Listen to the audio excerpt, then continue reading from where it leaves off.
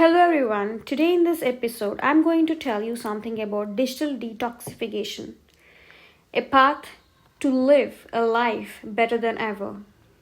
So, ladies and gentlemen, in a world that's constantly buzzing with notifications, emails, WhatsApp messages, social media updates, and endless streams of information, it's easy to feel overwhelmed and disconnected from what truly matters in our life. Today, I want to talk about something that has the potential to transform your life in ways you might not have imagined. That is digital detoxification. Digital detoxification is the process of intentionally disconnecting from digital devices and the virtual world to reconnect with yourself, your mind, your body, your soul. It is very important because if you don't do this right now, you're going to lose a lot in your life. Digital detoxification helps you to live your life properly and fulfill the purpose of your life for which you're born. And you will be able to understand yourself as well as the world around you in a better way through your senses and extrasensory perception if you live with yourself for some time duration. It's about reclaiming your time, your attention, and your peace of mind from the grip of constant digital distractions. Consider one point. How many times have you found yourself mindlessly scrolling through your phone? Everyone nowadays in YouTube, all are getting the shorts. So, like swiping speed, you are getting used to the swiping speed even when you go to toilet. I've seen a lot of people doing this. Have you ever thought how mindlessly you keep on scrolling through your phone, losing track of time, getting immersed into it, and even you don't realize how many hours have passed? How often do you catch yourself checking your email or social media first thing in the morning and last thing at night? Everyone, a lot of people do this. These habits, while seamlessly harmless, can have a profound impact on our mental, emotional, and physical well being. If you don't bother this, I would like to say you're going to lose your ability to do even the minimal things in your life. You will not able to connect to anyone or even to your mind. This is happening with almost all everyone, small kids who are under the age of 5 years. Those parents, those who have left their children to look at the mobile phones, and those who scroll their mobile phones and play games in it, have lost their mind, almost all. It's really sad to say this, but parents are not able to realize about their children that they have almost all lost their higher consciousness also they don't have, because when we speak to them, these students, the children who often look at mobile phones, keep on scrolling, playing games, when you talk to these kids, those who are 5 years or 10 years below, they don't respond properly. They live in an imaginary world or a virtual world, what they see in their mobile phones. What do they learn? See, children below 5 years or 10 years have their mindset which will respond to the visuals and the voice what they hear. So whatever they see and hear, that keeps on recurring in their mind. That recurring develops their consciousness according to what they have seen and heard. So their subconscious mind will be always distracted due to these kind of distracted information which goes as input in their mind. that input will definitely affect their higher consciousness. Remember, everyone have different conscious levels. That is, we all know unconsciousness. Being conscious means awake and doing something, and higher consciousness is something which actually connects us to the extraordinary level of understanding. That is, when the brain functions beyond the normal level, we will gain some extraordinary abilities. So that kind of extraordinary abilities, position, and everything will not happen in these kids. Those who immerse in mobile phones, play games, spend a lot of time looking at screen, because the visuals and the sound, whatever they are hearing, which those things are completely distracted, and it will also affect their mind and their visuals, which will develop a distracted type of consciousness, which will disconnect them from higher consciousness. One day they will not be able to do even or perform well in any of the tasks when they keep growing in their life. So now 90% of the people who are raising their kids are allowing them to look at a screen. It can be iPad, iPhone, it can be your normal 5G network mobile with Wi-Fi, which connects them to all the kids channel. It can be even kids channel.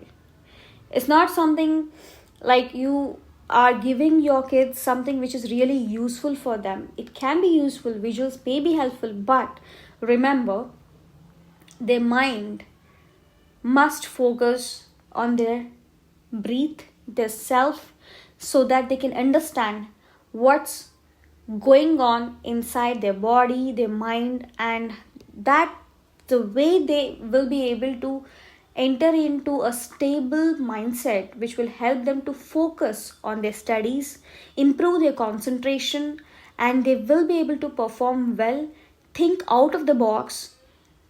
So all these things can happen with proper teachings. So whenever they listen to something, it actually triggers their subconscious mind. Visuals are very important, but it's very distractive. All the social media channels, whatever, nowadays kids are going through all those stuff which actually disturbs their mind. Let me share you one small story. It is a different story. So there was a professional named Kiara. So she was always glued to her phone, checking her messages, scrolling through social media, and answering emails at all hours. Of course, even the professional kind of a thing is also letting you to spend a lot of hours on screen, and some works involve email kind of in communication, so where you have to spend a lot of time. But this girl, she was constantly connected, but increasingly she felt disconnected from her friends, family, and herself. She noticed that her attention span was shrinking day by day, and her stress levels were rising, and she was losing the ability to enjoy even simple pleasures of life. One day, she decided to embark on a journey of digital detoxification. Then, you know what she did? She started by setting small, achievable goals. No phone for the first hour after waking up, turning off notifications during meals, and dedicating one day a week to being completely offline. It wasn't easy at first, but she felt that uh, she felt to improve it, and the itch to check her phone. Initially, when she was leaving or doing all these things, she was getting like, okay, I will quit this and look at the phone. But she tried to control that and the fear of missing out. Then gradually, something incredible happened in her life. She began to notice the world around her with fresh eyes. She engaged in meaningful conversations with her family and friends, truly listening without distractions of her phone. She picked up old hobbies, started reading books, and spent more time outdoors. she felt her stress levels also decreased. Her focus also improved and her overall happiness saw. So, when she was able to feel happy with all these things through the digital detoxification method, she gave this she as a gift, and she started telling to her friends and colleagues to do this. It allowed her to be fully in the moment, and also it allowed her to experience her life without the constant pull of digital distractions. When she practiced, it brought her clarity, peace, and renewed sense of connection with herself on the world. So now I want to tell you to imagine what digital detoxification could do for you. Imagine waking up in the morning and feeling calm and centered, starting your day with intention rather than racing to the demands of the digital world. Picture yourself spending quality time with loved ones, fully present, be fully engaged. Also, rediscover passions and interests that you have neglected because you were too busy starting a screen. Nowadays, children who are born immediately are getting rhymes and laptops behind them. Even when they did not open their eyes properly, they are exposed to these digital gadgets. So, this must not be, because it really affects an infant or newborn baby if you make them in a zone where a lot of radiations are there. The benefits of digital detoxification is very, very good. Like, if you want to really do this, focus on some points. The first point is you will have improved mental health. That means reducing screen time can lower stress, anxiety, and feelings of depression. It allows your mind to rest and regenerate. Also, better relationships. When you are not constantly distracted by your phone, you can build deeper, more meaningful connections with your loved ones and friends around you. Enhanced focus and productivity will be definitely there. By limiting your digital distractions, you can concentrate better, work more effectively, and achieve your goals with greater ease. You all know this, but I'm telling you once again because even after knowing, nobody likes or even think to follow it. So if someone tells you constantly, then at least after listening to that, you will be able to once think and try to implement in your life. So one of the greatest benefit is like disconnecting from digital world helps you reconnect with your real world. That means you'll get satisfaction in your life, which will lead you to be more fulfilling and satisfying in your life. So start your own digital detox journey with few tips. These tips are: first of all, set boundaries, establish specific times of the day when you will be offline. Use this to focus on yourself, your loved ones, and your hobbies. You put a schedule to be offline and spend that time for active participation to spend with your loved ones, your friends, and also for your hobbies. Second tip: create a tech-free zone. Designate certain areas of your home, like the dining room or bedroom, as tech-free zones to encourage face-to-face interaction and relaxation. You must not bring any of the gadgets, mobile phones, iPad, laptop, nothing. You must get into your dining hall or kitchen. So, even the bedroom.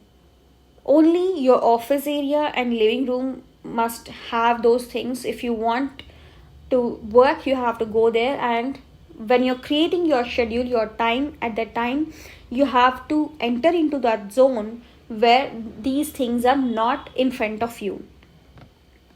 Engage yourself for offline activities, that is like uh, reading books, going for a walk, meditate, or even engage a creative hobby like painting, which really helps you to think creatively, reduce your stress. So painting is one of the best thing. Another tip is limit social media use. Be mindful of how much time you spend on social media. Don't spend your time throughout your day. Consider using apps that track and limit your usage. Following planners are really important in your life. If you don't follow your planner, your mind is already distracted due to these kind of digital gadgets, and all the social media content. But if you don't use any planner right now, try to search some good planners, or keep waiting till I also speak on some other kind of planners which will be useful for you. So meanwhile, try to use a planner of something which you like, then schedule according to that and make yourself to set a limit for social media use. Also practice mindfulness. Incorporate mindfulness practices into your daily routine to help you stay present and aware. So if you be in meditative state, for example, if you want to get into a meditative state of phase or the level, or set your mind in a state of meditation, for that you need to inhale and exhale with two different sounds. One is so and other one is hum. The so hum, when you inhale you have to say so, when you exhale you have to say hum. So saying this repeatedly like a chanting, you will be able to inhale and exhale while saying these two words. So hum, you have to inhale while saying so, hum means exhale.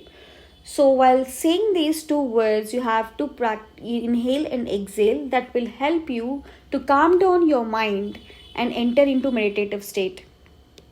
So this is how you can practice. Digital detoxification is not about rejecting technology. It's about reclaiming control over it. It's about finding a balance that allows you to enjoy the benefits of the digital world without sacrificing your well-being. I challenge you to take the first step towards a digital detox. Please start small, be patient with yourself, and embrace the journey.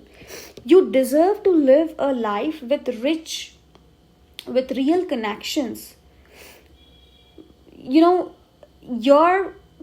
empathy develops when you connect to the people, not to the digital or social media. Your feelings, your empathetic feeling means if someone is in some trouble, or some problem is going on, if you interact with them, or if you look at them or try to understand them, then you will be able to feel that problem, and you will develop empathic qualities which will be really help you not only lead a healthy and peaceful life, it will also make you to be helpful for others in the society. So remember, the power to transform your life is in your hands. Unplug, reconnect, and discover the joy of living fully in the moment. Thank you. I'm going to come up with some other important thing that is on the brain and the brain waves, which is very important for everyone to understand and implement, so that you can develop a consciousness which will make you understand something beyond the normal existence or normal life where we are living in.